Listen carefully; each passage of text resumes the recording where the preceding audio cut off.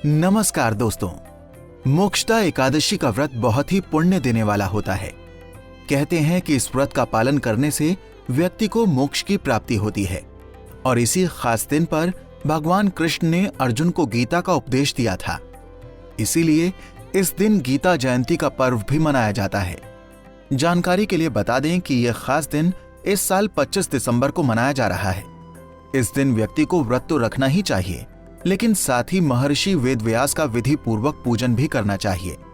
भागवत गीता के चिंतन से अज्ञानता दूर होती है और मनुष्य का मन आत्मज्ञान की ओर अग्रसर होता है। इसे पढ़ने और सुनने से जीवन को एक नई प्रेरणा मिलती है। वैसे तो गीता का अध्ययन हर रोज व्यक्ति को करना चाहिए, लेकिन अगर कोई किसी कारण ऐसा नहीं कर पा रहा हो तो उसे इस दिन गीता को सुनना या पढ़ना जरूर चाहिए। शास्त्रों के अनुसार एकादशी का व्रत भगवान विष्णु को समर्पित होता है। ऐसी मान्यता है कि मोक्षदा एकादशी व्रत के प्रभाव से मनुष्य के पूर्वजों को मोक्ष की प्राप्ति होती है और उन्हें कर्मों के बंधन से मुक्ति मिलती है। तो वहीं इस व्रत को करने से मनुष्य के पापों का नाश होता है। मार्गशीर्ष मास की शुक्ल पक्ष को मोक्षदा एकादशी का जो व्रत करते हैं, उनके समस्त पाप नष्ट हो जाते हैं। कलयुग में इस व्रत से बढ़कर मोक्ष देने वाला और कोई व्रत नहीं है। लेकिन अगर कोई व्यक्ति किसी कारणवश व्रत नहीं कर पाता तो इस दिन मोक्षदा एकादशी की व्रत कथा जरूर सुने। तो चलिए आगे जानते हैं इस व्रत की कथा के बारे में। एक समय गोकुल नगर में बैखानस नामक राजा राज्य करता था। एक दिन राजा ने स्वप्न में देखा कि उसके पिता नरक में दुख भोग रहे हैं और अपने पुत्र से उद्धार की याचना कर रहे हैं। अपने पिता की ये दशा देखकर राजा व्याकुल हो उठा। प्रातः राजा ने ब्राह्मणों को बुलाकर अपने स्वप्न का भेद पूछा।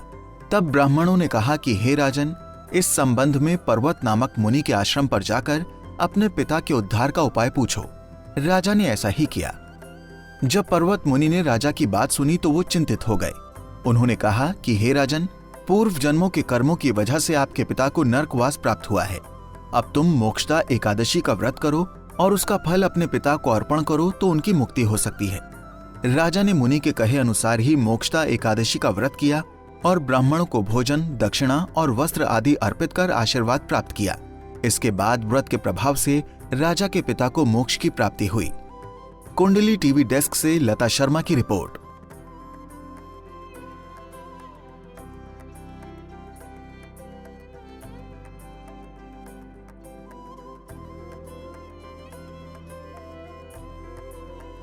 इसी तरह की और भी जानकारी लेने के लिए हमारे चैनल को सब्सक्राइब करें और नई वीडियो की नोटिफिकेशन के लिए बेल आइकॉन दबाएं। अगर आप ये वीडियो फेसबुक पर देख रहे हैं तो वीडियो को लाइक और शेयर करें। साथ ही अपनी राय कमेंट बॉक्स में जरूर बताएं। धन्यवाद।